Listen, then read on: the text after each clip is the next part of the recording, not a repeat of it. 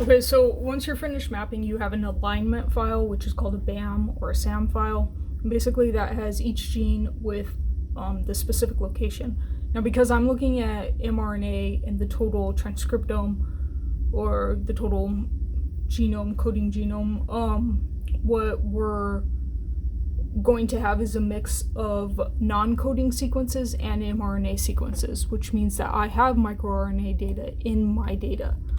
So this is a list. This is purely counts from the BAM file. You can put it into something that gives you counts.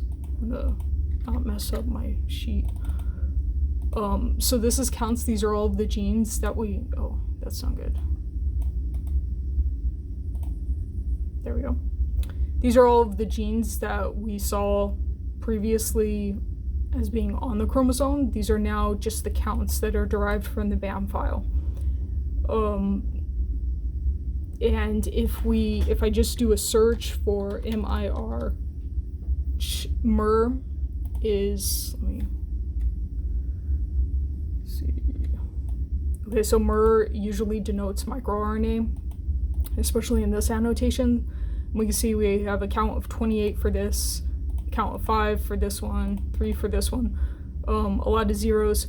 So these would be like, this is the information you use, but I want you to get this information yourself. The problem is that this is only partial information, so there's more microRNA data than what's on the genome annotation file. That's always true for non-coding sequences, because the databases will be kept separately, and as research is ongoing, it's going to take a while for the genome to be updated. And rightfully so, because maybe there's a mistake that's made and someone finds like this microRNA, but it turns out this sequence is actually the same as this sequence. You know, you want those checks to occur before you annotate the actual genome. So there's different databases where we can get sequences from specific microRNAs from studies that we want to look into, as well as the microRNAs we get from the genome. So one of the problems I have right now is, I don't know if that made sense. One of the problems I have right now, though, is that I have some of these numbers of microRNAs, and you could start analyzing that, but I want you to do more of the work yourself. I want you to map and get the counts and do some of the differential expression analyses yourself, as well as blast my unused reads to the microRNA databases. So I'm trying to get you abridged FASTQ files and have you map, not using Genius, but having you use a different program. If I can't do that, it'll be okay. I'll still have enough for you to do, and I'll just hand you this information, but it would be nice to get you to do everything from the step of post-quality check. Let me open Genius. I always figure I'm like a really annoying talker and recorder, because I make YouTube videos for people when I don't want to type out everything, and I'm probably just really annoying. So let me think. Okay, so there's something called a blast, and then there's something called mapping. Let me go back to collapse this. Oh, this is the genome that's not mapped. Let me just zoom in here. So we had these reads that were mapped to the genome. With microRNAs, we might have, here we have the whole genome. So this is, we have all of the chromosomes here, and this is chromosome 7, and we have everything in the chromosome, including some Ns. N means no, it could be any nucleotide. And you see that a lot on the ends of chromosomes and genomes.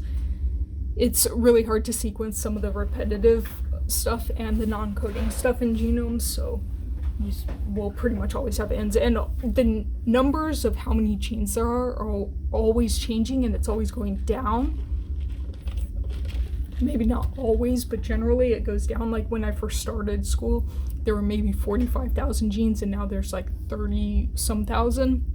And that's because as we learn more, we learn that 2 genes that we thought were 2 separate genes are actually 1 gene in allelic differences, or sometimes there's a whole extra section of a chromosome that is just not actually there physically. So it's something was put together wrong, and that the segments in the piece of chromosome that's not really there like actually map somewhere else. So in addition to this genome, I'm trying to find some reads where we map, these are nucleotide sequences, and when we map to these sequences, we're dealing with the whole genome. So each read, the program is going to have a decision to make when there's multiple locations that a read can map to. An alternative way of working with the data is to blast to all of the genes. Now, for coding DNA, you wouldn't want to do that because there's so many genes and there's so many coding sequences, and you also would have a lot of mistakes because of pseudogenes and other stuff. But for microRNA, it's perfect. A blast is perfect. And so what I'll do, because I have coding material, sometimes you have only non-coding material from cells, but because I have coding, I want to map to the genome because I want to have the gene information. So I'll take the microRNA and any extra non-coding data that is in that data set, but then I'll also investigate what's in the unused reads. So all of the used reads here, 33 million, were mapped to the genome. The unused reads, 2.6 million, were not mapped. Sometimes it's just junk reads. Like this one is just, well, that might be something. Sometimes you'll just see like here, ATTTTT,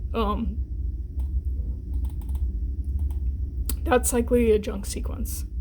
There's a lot of G's and C's. I don't call it a junk sequence because a G4 like this might be real. We're still learning about the non-coding stuff, but like this is a junk sequence.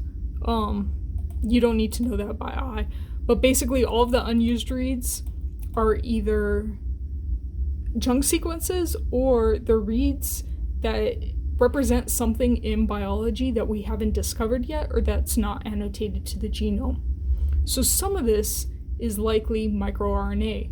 So what you're going to do is take these unused reads, but now instead of mapping to the genome, the entire genome, you're going to blast, which is basically taking these sequences and matching them to other sequences in your reference list. And I'm going to tell you how to get those sequences, and you are going to do that on your own. And then usually for BLAST, I use command line, which I think is easy on a Mac, but I might have you do it in the browser. And that's through an NCBI database. And from those unused reads, you're going to have microRNAs, and you're going to combine that list with the list that I've mapped or the list that you map separately. So